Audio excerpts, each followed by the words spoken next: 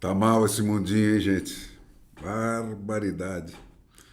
Aqui, então, né, tá lá o nosso Lula, agora trocou o Paulo Pimenta pelo Sidônio, né, o senhor Sidônio. Eu acho uma má notícia, porque isso quer dizer exatamente que o governo acha que está fazendo tudo certo, só que não está sendo compreendido pelo freguês, né? Que insiste incivilizadamente em se sentir insatisfeito com o governo maravilhoso que ele está fazendo.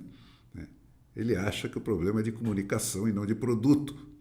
Né? E isso é mau sinal para a gente, né? Do que vem vindo por aí.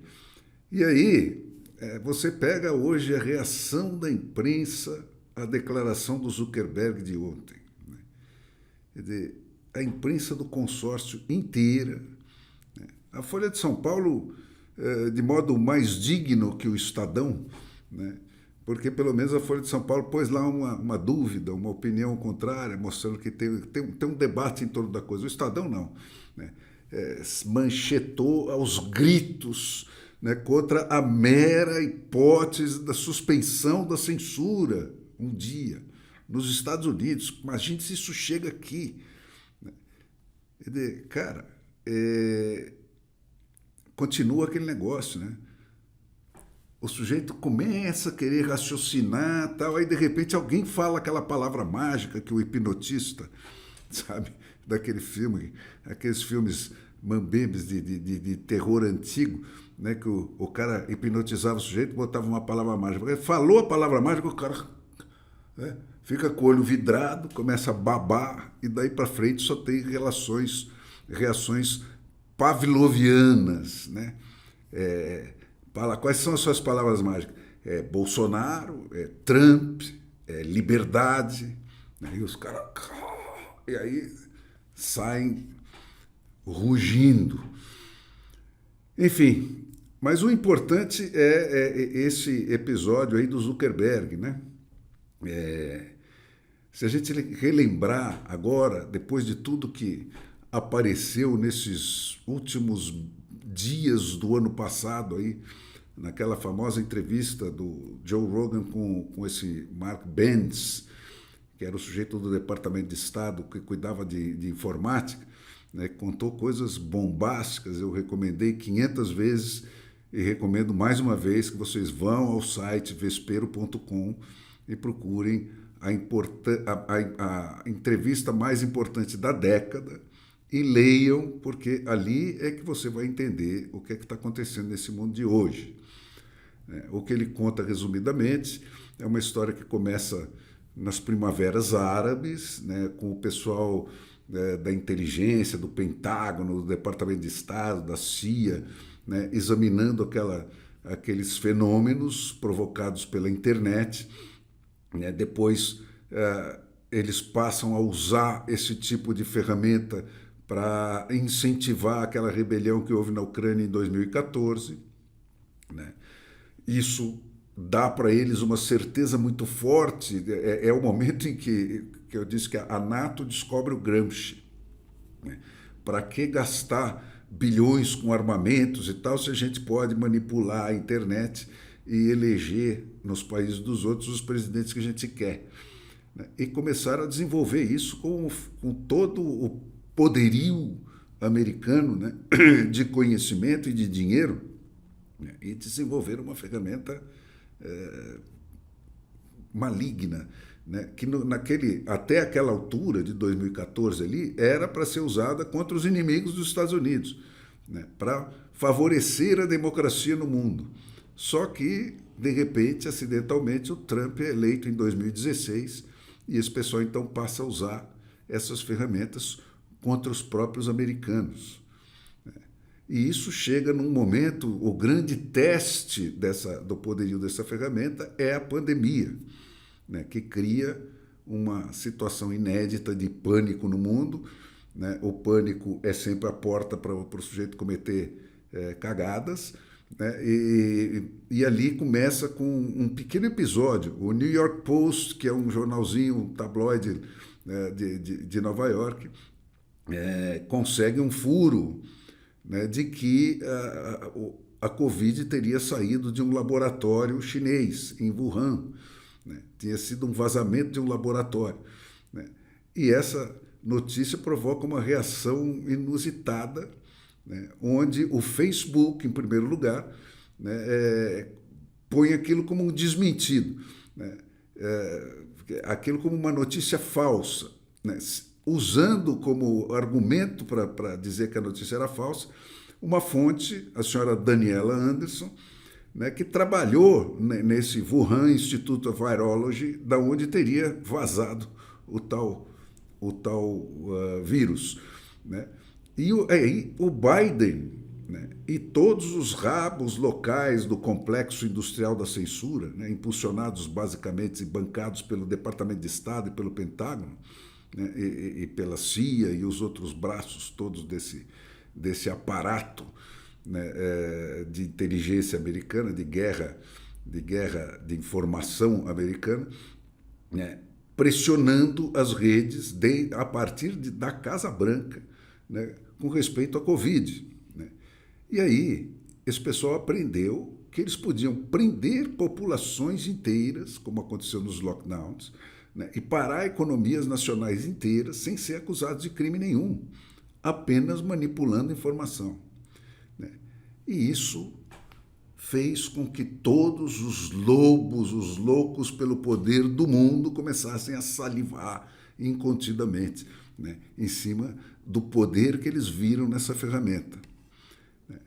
Aí vem, na sequência disso, o 6 de janeiro lá de 2021, aquela invasão do Congresso, né, e nada mais, nada menos que o diretor do Twitter da época, Jack Dorsey, né, põe o presidente em exercício fora da rede, né, expulso das redes sociais, né. Depois disso, você vem na sequência, né, desses episódios, desses marcos do avanço do processo de censura internacional, né, com a história do Hunter Biden, o laptop que ele deixou, com as provas todas das falcatruas dele lá com as empresas ucranianas. Foi tudo abafado, né, diretamente, com ação direta do FBI, da CIA, da Casa Branca, ligando para os Zuckerbergs da vida, dando pressão e tal, né?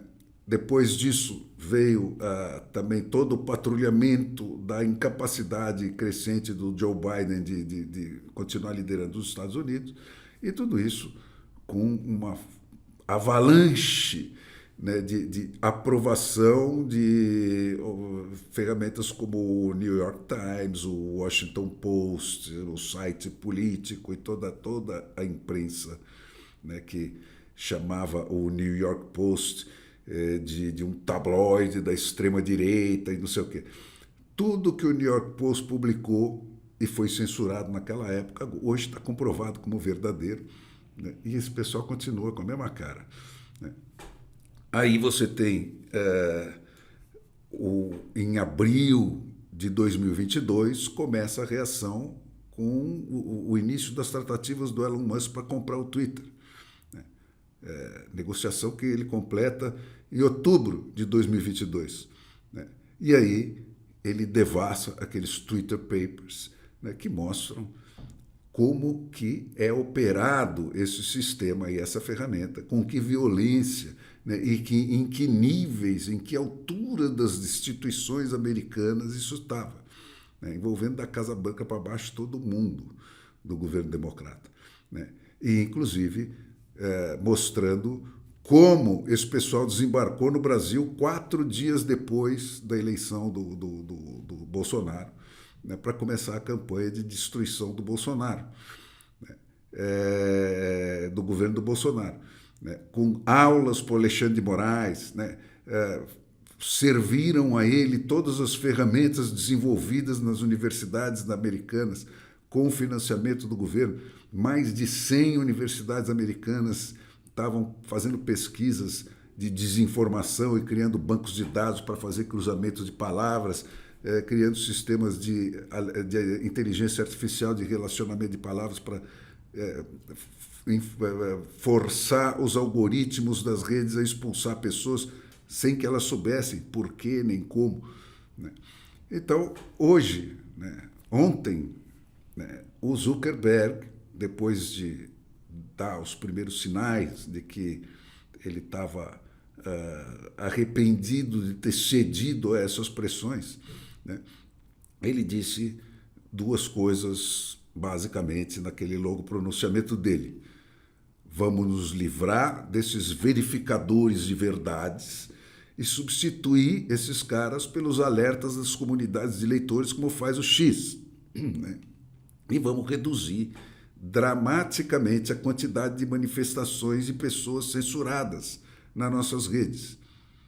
Ou seja, vamos trocar esses por avisos visíveis e argumentados da própria comunidade de usuários, né, para sinalizar quais são as notícias possivelmente falsas ou enviesadas ou entortadas, em lugar de censurar elas por entidades invisíveis.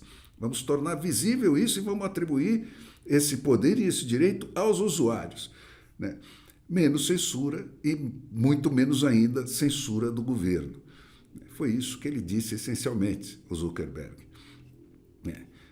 Ele disse isso porque ele está com medo da lei? Provavelmente, sim. Ele sabe que ele cometeu crimes, né? Ele sabe que se o Trump fizer o que ele promete, né, a coisa vai ficar feia para o lado dele, de todos esses donos de redes, porque eles estão em cursos em violações da Constituição, das leis americanas, tal, e lá ainda, a lei ainda vale, né? Não tem o Alexandre de Moraes substituindo a Constituição americana. Bom, enfim, eu não acredito que seja só isso que está movendo o Zuckerberg, né? O que ele diz, e que é muito americano, é que ele entendeu pela última eleição que é isso que o povo americano quer, né? E que ele estava ingenuamente navegando na direção contrária do que os americanos queriam, empurrado por esse pessoal que fala em nome dos americanos. Mas, enfim, não me interessam os motivos do Zuckerberg. Eu não quero saber se a criminalidade caiu porque a humanidade melhorou ou porque a polícia funciona. A gente quer é que a criminalidade caia. E, nesse caso, o que me interessa é que ele volta a estar perfeitamente alinhado com a norma que a humanidade consagrou como a fronteira entre a civilização e a barbárie e como a pedra fundamental da democracia lá no século XVI. Qual seja, que o que pensar, dizer ou ouvir é da alçada da decisão de cada um, né? A polícia pode ir atrás de você pelos seus atos, pelas suas ações, por aquilo que existe de concreto, por aquilo que você fez, mas não pelo que você pensou, pelo que você disse ou pelo que você sente, né? Por que isso foi definido como o marco entre a civilização e a barbárie lá no século XVI, né? Lá nos 1600 e pouquinhos, né? Porque a alternativa é dar para o Estado, que é o dono do monopólio da violência e da força armada, esse poder, né? O que fatalmente resulta em opressão, em tortura e em morte, né? E isso não foi uma sacação de alguém, né? Foi uma conclusão da primeira geração da humanidade que teve a oportunidade de olhar para a história da humanidade em perspectiva, né? Por causa da prensa do Gutenberg, né? 100 anos depois da invenção da prensa, já se tinha a possibilidade de ler tudo que sobrou da história da humanidade por escrito, e a conclusão é essa, né? A essência, o resumo essencial de toda a vasta experiência humana, sublinhada aí por um vasto oceano de sangue, é essa, né? Que se você puder torturar as pessoas pelos seus pensamentos e pelas suas palavras, né, então não tem jeito de escapar da opressão e da brutalidade e do genocídio, que é a essência da história humana. Foi sempre assim. E essa foi a pedra fundamental da democracia. Então, o que o Zuckerberg está fazendo, né, é voltar a essa verdade fundamental. Ninguém tem o direito de fiscalizar o que você pensa, o que você sente, o que você diz e te punir por isso. Só quem tem esse poder e esse direito é o ouvinte, né, de fechar os seus próprios ouvidos às suas mentiras, né, de acreditar na verdade dele em vez da sua. Isso tem que ficar neste nível das relações humanas, porque se você meter o Estado no meio, né, e isso virar uma ferramenta de opressão, você cai na censura e você cai no Alexandre de Moraes. Né? Então, quem está contra essa conquista essencial da humanidade? Né? Os loucos pelo poder, gente, que vem na concentração de toda a vida em 4 ou 5 redes a possibilidade de voltar para um novo papado universal, para uma ditadura global. Né? Só os desembestados do poder econômico, aliados aos desembestados do poder político, continuam agarrados nesse troço. Né? Porque estão sentindo o repúdio da humanidade inteira a eles. Eles não têm mais resposta para nada, se apoiam só na violência, né, para impor isso a ferro e fogo para todo mundo. E é isso que explica aí essa interpelação do Ministério Público Federal brasileiro ao Zuckerberg, né, por ter feito uma declaração sobre o que ele pretende fazer com a rede dele lá nos Estados Unidos.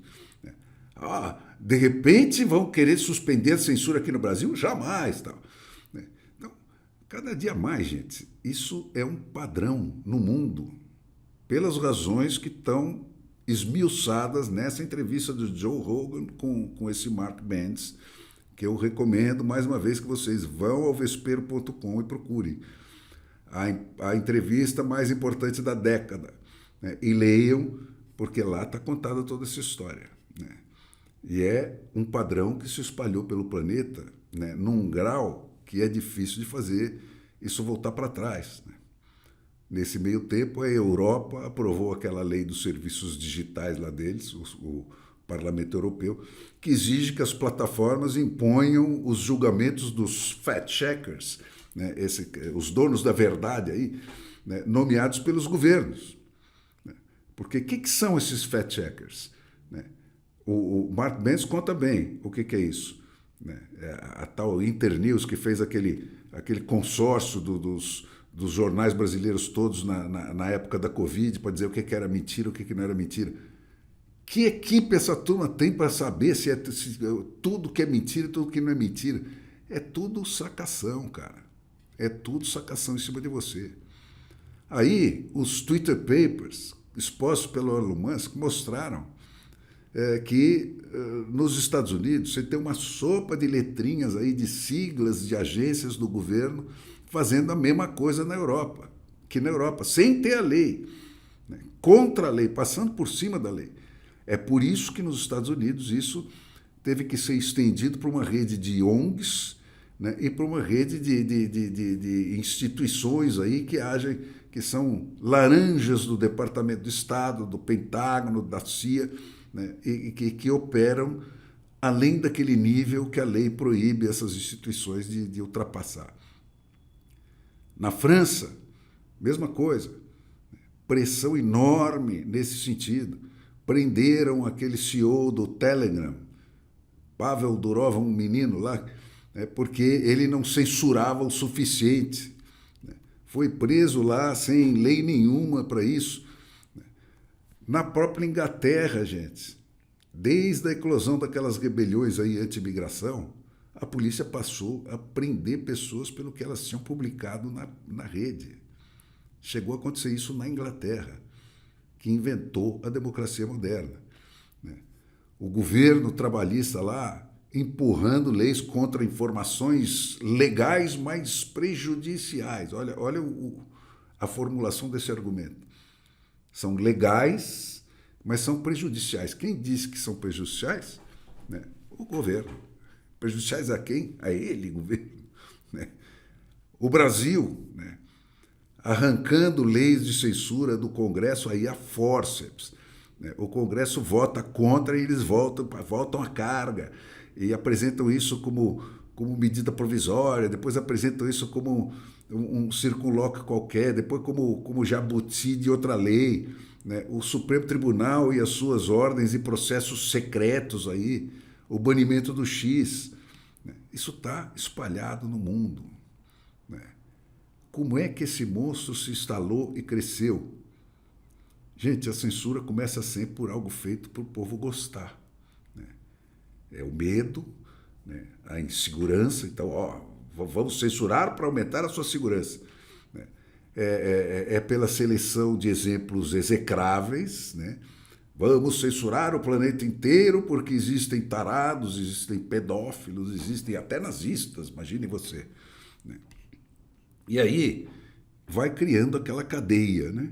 Você tem as pressões que vêm de cima, né, que são as ameaças de processos antitruste contra quem não entrar no jogo, como aconteceu com o Google, né, que entrou no jogo, né, ameaças de leis que inviabilizem o seu negócio, dinheiro fácil para uns e dinheiro nenhum para os demais, que é o que explica por que mais de 100 universidades americanas, o Vale do Silício inteiro para começar, né, tem departamentos de estudos da desinformação, criando bancos de dados e ferramentas de informática para caçar gente na rede, né.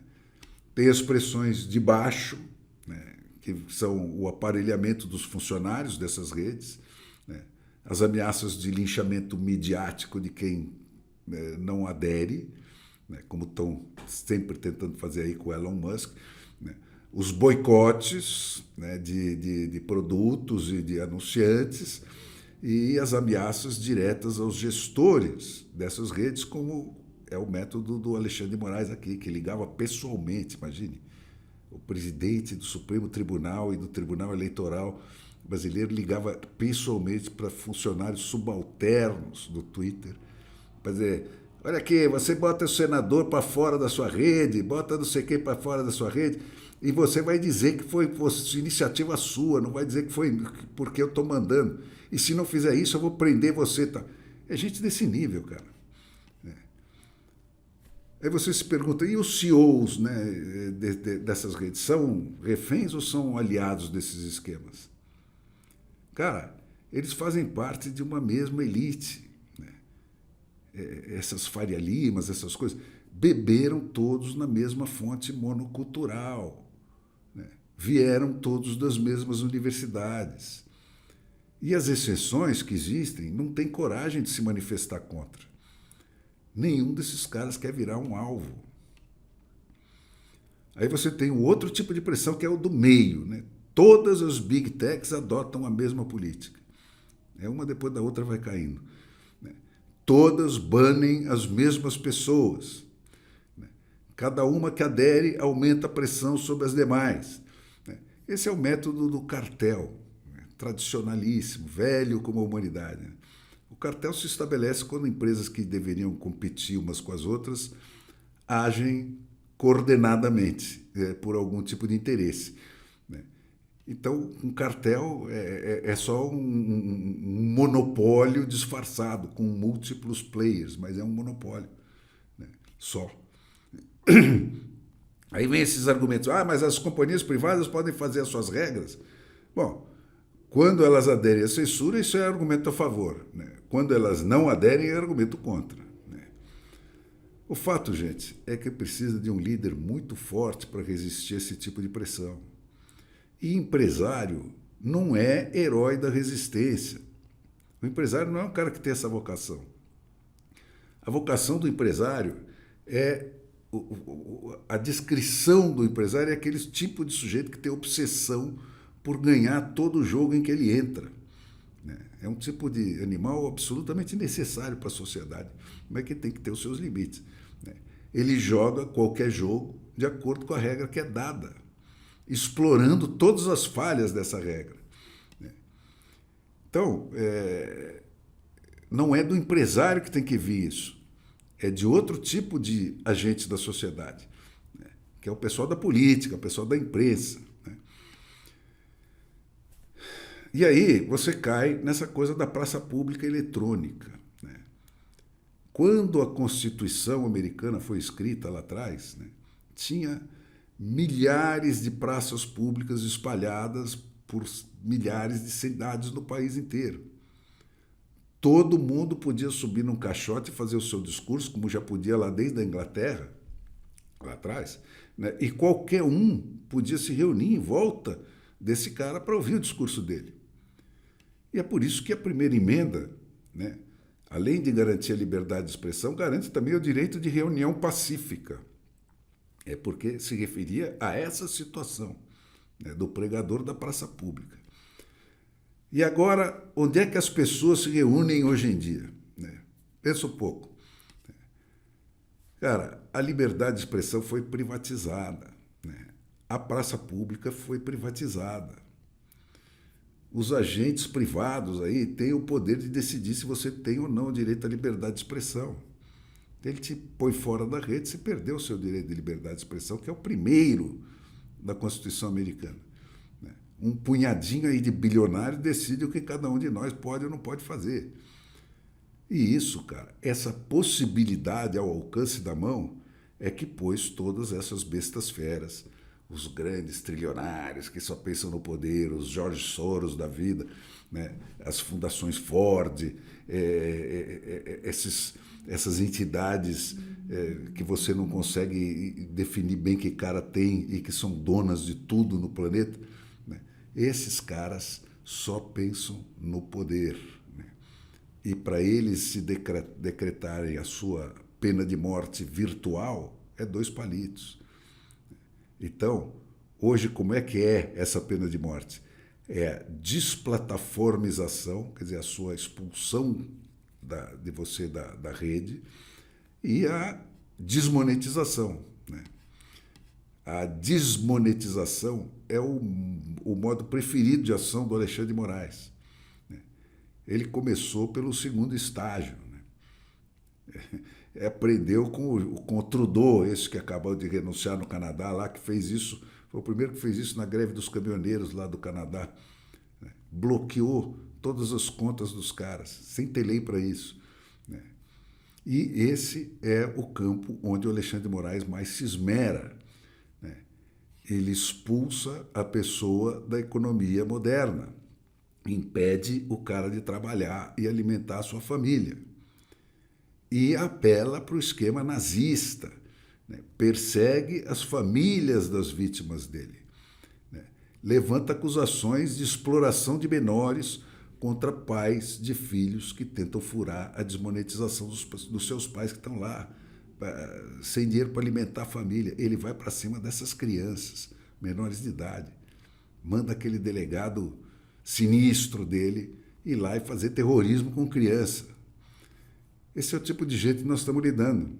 E esse é o tipo de gente que grita contra a declaração do Zuckerberg, né, que reconcilia a humanidade, ou promete reconciliar a humanidade com a base do movimento de civilização, né, que é esse que eu disse. Separar os atos das palavras e dos pensamentos, e as palavras e os pensamentos é uma coisa que diz respeito exclusivamente às relações de cada ser humano com cada ser humano. Se você delegar esse poder para outro, você cai de volta na barbárie.